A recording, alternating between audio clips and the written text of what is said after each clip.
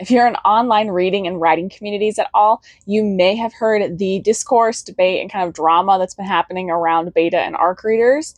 If you haven't, I'm not going to get too much into detail about what happened, but I do think this is a perfect time to discuss beta and ARC readers and what their roles are, why you as a writer might need or want them, and where you can find them, and even how you can become one yourself if that's an avenue you'd like to take.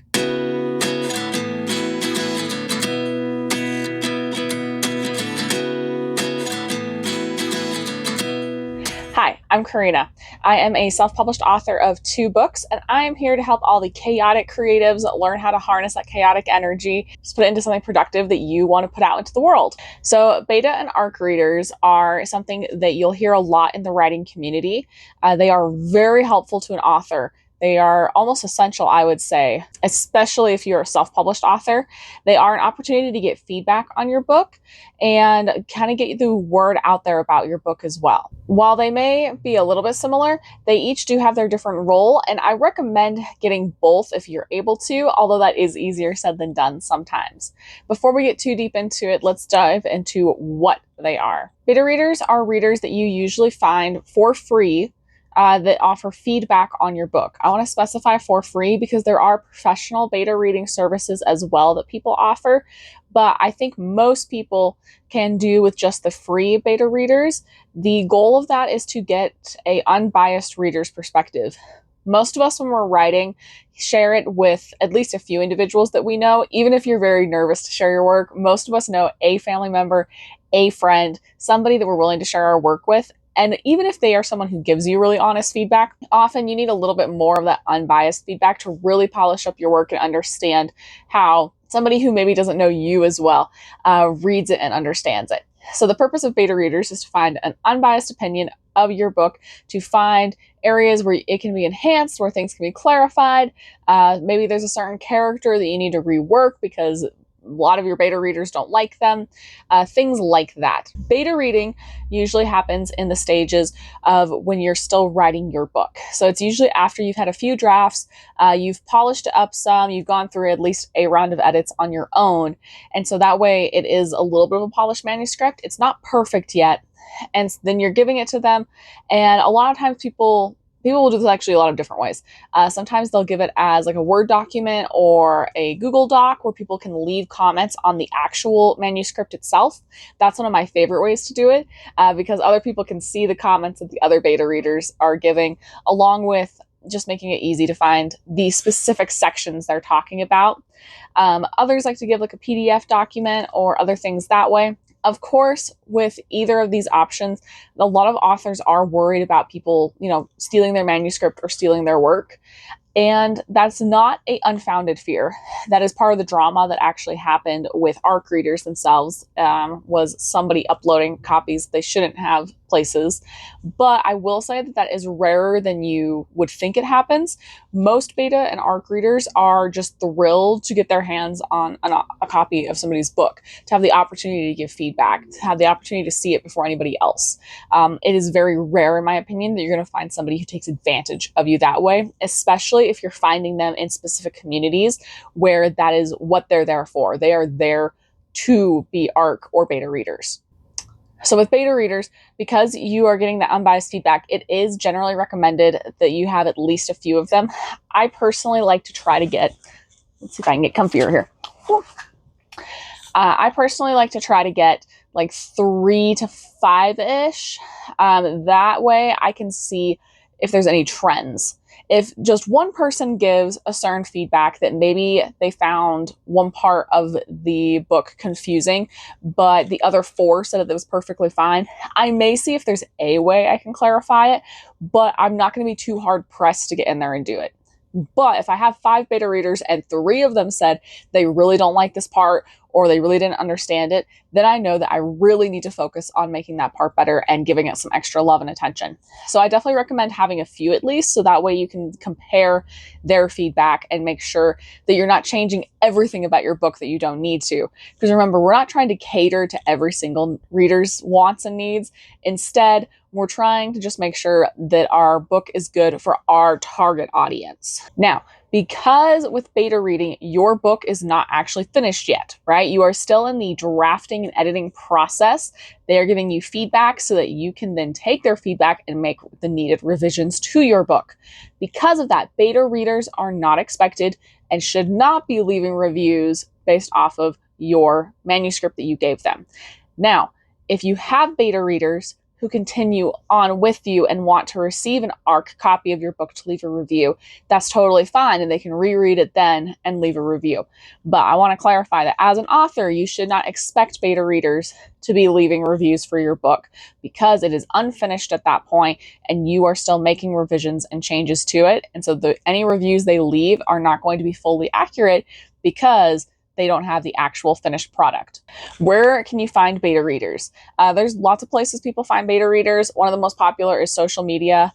Instagram has a very large book community, and so it's quite often there's people there that will sign up for beta readers. Facebook is huge, I believe. I'm actually in a Facebook group for free beta readers. I'll leave a link down below to the group so that way you can take a look at it. I personally love that. I see people posting a lot of the time for beta readers for either their whole book or just small sections of their book. They'll clarify how many beta readers they want. I've done a few beta reads for people in that group. It's really fantastic if you want a critique partner, so you want to swap manuscripts with somebody. So I think Facebook groups are huge with finding beta readers. And like I said, other social media platforms like Instagram, TikTok for now, anywhere where there's a bookish community. I would say if you're into Reddit, you probably could find some on Reddit. I'm not on that platform a lot. But anywhere where people talk about books, you probably could go on and ask for beta readers to give you feedback. The important thing with both these options as well, with beta readers and ARC readers, is to know that you are asking for feedback. And sometimes the feedback they're going to give is going to hurt your little creative heart because there may be a part that you really love. It was your favorite and none of them like it. Or a character that you feel like is really funny, people will think is rude or they just don't understand them. So be prepared to for the feedback to sting a little bit.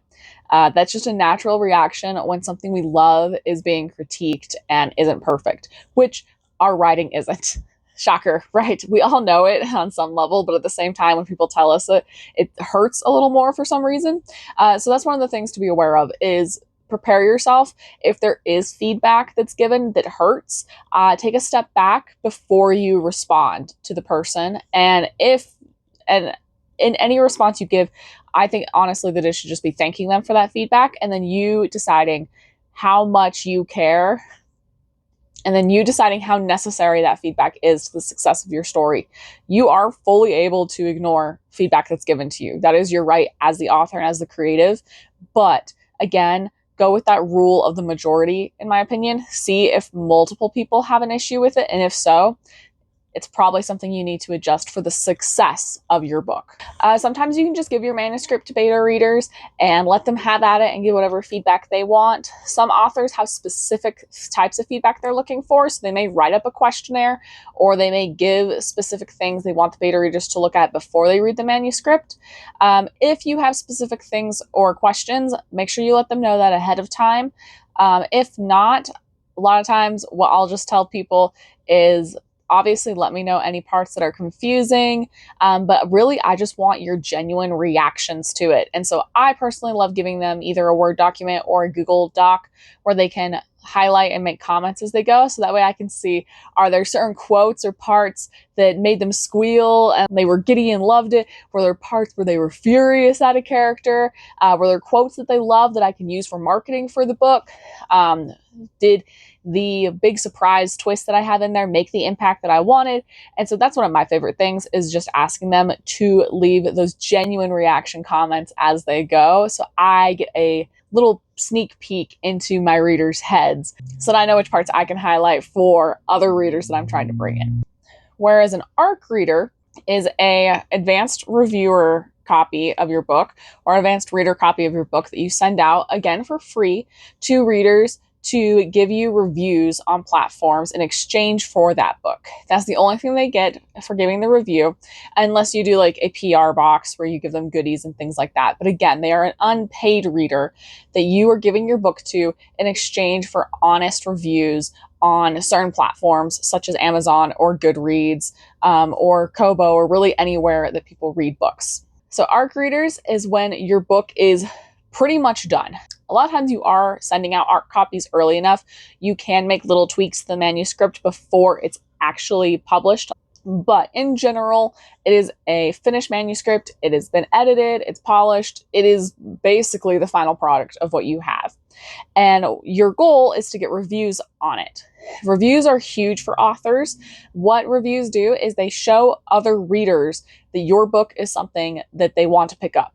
A lot of times when you're shopping for a product, whether it's a book or not, any product, you'll go to the reviews on there to see how many there are, see what people are saying about it. And even if you don't actually read the reviews, just seeing that star rating under the name means a big deal to people. If you have 0, people are going to trust your product a lot less, not even because it may not look like a good product or isn't a good product, but just because other people aren't buying it. They'll worry that it may not be something that they can trust either. So what ARC copies do is you send out your book, whether that be digital or physical, to people asking that they read it and leave an honest review. Honest has to be the key here. Do not send out your book asking that people give it a 5-star review or give it a 5-star rating. That is not genuine. That is not what we're looking for with ARC readers. You want honest, genuine reviews left.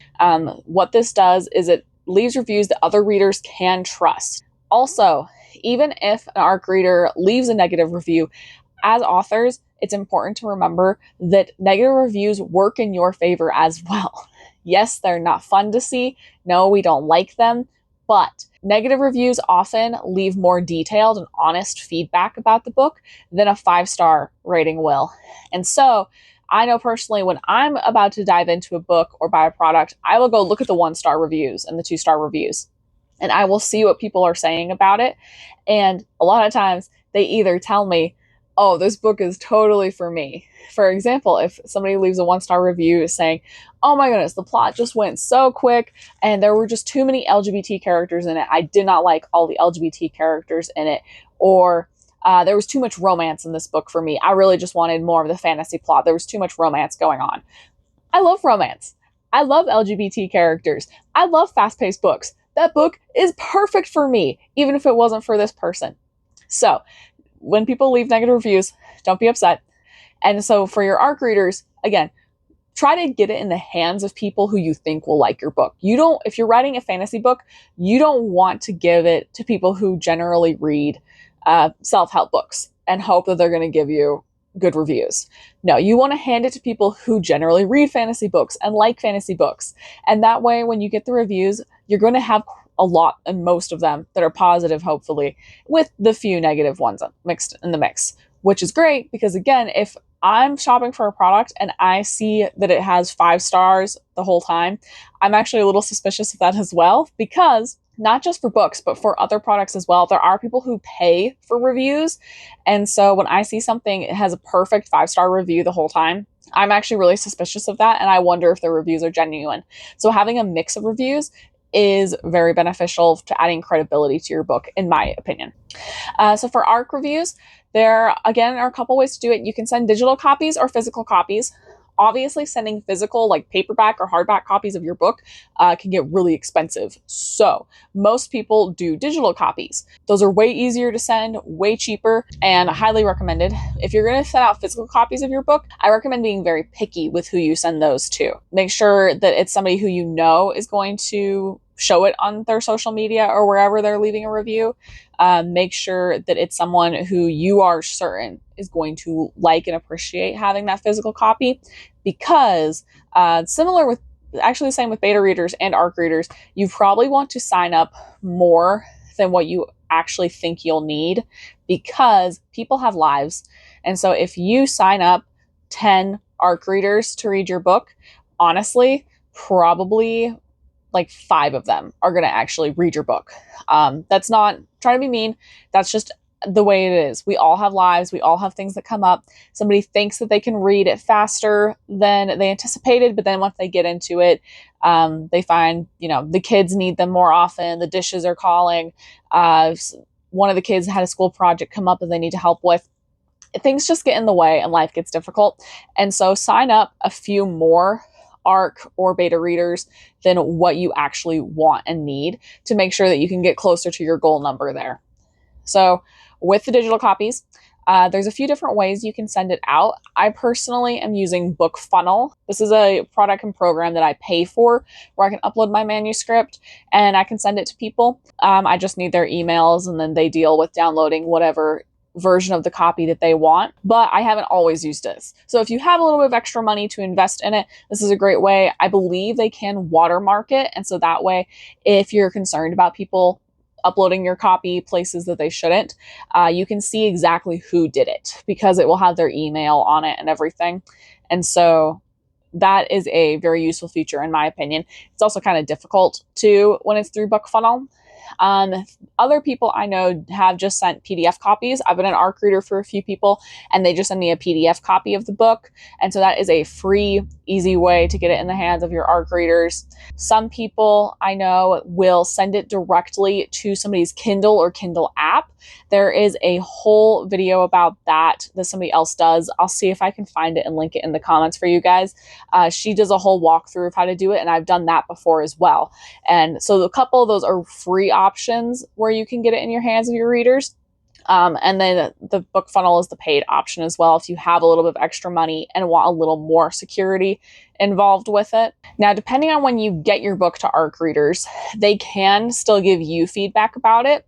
So for example, there's always going to be typos in your book. It does not matter how many times you edit or review it. You're going to have at least one typo slip through. But depending on how early you get it in the hands of your ARC readers, they can potentially let you know about it and email you, and you can change you can make the needed changes in the manuscript and re-upload it to the necessary places. If you send out your ARC books like a couple weeks before the publication date, you probably aren't going to make any changes to it until after it's published, which isn't the end of the world.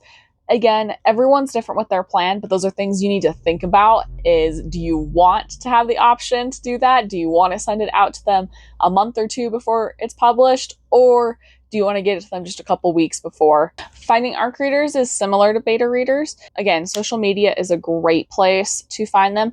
If you have a newsletter following, definitely reach out to your newsletter people. These are people that have purposely signed up to get update and news from you about your books. So your newsletter is a great place if you have that. If not, again, hit up social media platforms. Hit up people you know who you think would like the book. Again, you're searching for your audience. You're searching for people who are going to love your book and just want to tell other people about it. They want to recommend it and get it in the hands of other readers. So again, like Instagram, Facebook, places like that are going to be fantastic for asking people to be ARC readers. Usually if you just let them know the genre your book is in, maybe give them the synopsis, I have almost always gotten at least a few people. I have a book that I'm hoping to publish this year that I'm going to be trying these things and seeing if I can get more beta and ARC readers than I've had in the past. And so I may do an updated video at the end of this year if I found anything different that works a little bit better or different tactics for that. If you have already used beta or ARC readers and you have any tips or tricks with finding them or how to work with them, please leave a comment below for everyone else.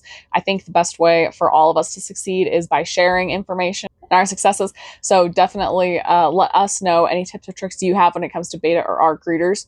If you are interested in being a beta or ARC reader, definitely still try to find some of those areas on social media. If you're on Instagram, look up the hashtags beta readers wanted, ARC readers wanted. People are always using those. If you are interested in being a beta or ARC reader for me, you can definitely email me at the email below and I will let you know. You can also sign up for my newsletter and I will let you know when I have books that I am needing feedback on or reviews for. And that way you can be part of my super special hype team. Thanks for joining me today. That's all for now. Bye.